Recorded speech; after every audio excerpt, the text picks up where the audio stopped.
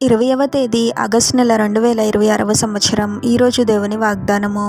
యాకోబు 1వ అధ్యాయము 12వ వచనము. శోధన సహించువాడు ధన్యుడు, అతడు శోధనకు నిలిచిన వాడై ప్రభువు తన్ను ప్రేమించు వారికి వాగ్దానము చేసిన జీవ కిరీటము పొందును.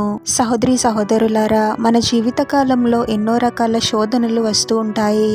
ఎన్నో కష్టాలు, శ్రమలు, పోరాటాలు, పరీక్షల గుండా మనం వెళ్లాల్సి ఉంటుంది. ఎంతో మందికి శోధనలు కలిగినా కొంతమంది మాత్రమే ఆ శోధనలను సహిస్తూ ప్రభువులో నిలిచి ఉంటారు. శోధనలను సహించలేని వారు విశ్వాసంలో బలహీనపడతారు. ప్రార్థించడం మానేస్తూ ప్రభువునకు దూరం అయిపోతూ ఉంటారు.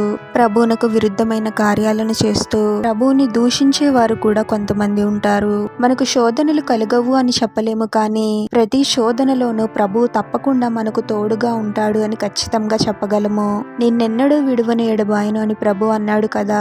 ఎటువంటి శోధన గుండా మనం వెళ్తూ ఉన్నప్పటికీ మనము ఒంటరిగా లేము, ప్రభు మనకు తోడుగా ఉన్నాడు అని గ్రహించి ధైర్యంగా ఉండాలి. మన జీవితాలలో ఎదురయ్యే పరీక్షల ద్వారా మన విశ్వాసము బలపడుతుంది, సహనం పెరుగుతుంది. ప్రభు పైనే ఆధారపడటం నేర్చుకుంటూ ఉంటాము. కొంతకాలం అయిన తరువాత ప్రభువే అద్భుతంగా మన శోధనల నుండి గొప్ప విడుదలను అనుగ్రహిస్తాడు.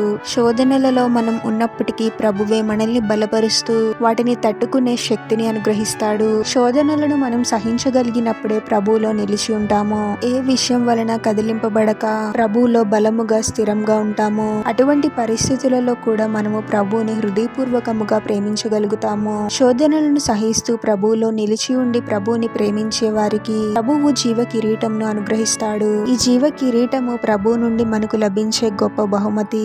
ఎటువంటి శోధన గుండా మీరు వెళుతూ ఉన్నప్పటికీ ఈ శోధనలన్నీ తాత్కాలికము, ప్రభువు శాశ్వతము అని గ్రహించి ప్రభువులో నిలిచి ఉండండి. మీరు ఒంటరిగా లేరు, ప్రభువు మీకు తోడుగా ఉన్నాడు. పట్టుదలతో విశ్వాసంతో ప్రార్థించండి. ప్రతి పరిస్థితిలోనూ ప్రభువునకు నమ్మకంగా జీవించండి.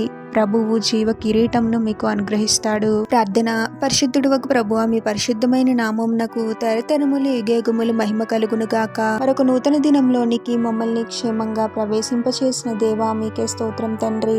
ఎటువంటి శోధన కలిగినా తప్పిపోయే వారముగా మేము ఉండకూడదు తండ్రి. మీలో బలముగా స్థిరంగా ఉండాలి ప్రభువా. ప్రతి శోధనలోనూ మీరే మాకు తోడుగా ఉండి బలపరచండి ప్రభువా. మా విశ్వాసమును మీరే అభివృద్ధి పరచండి ప్రభువా.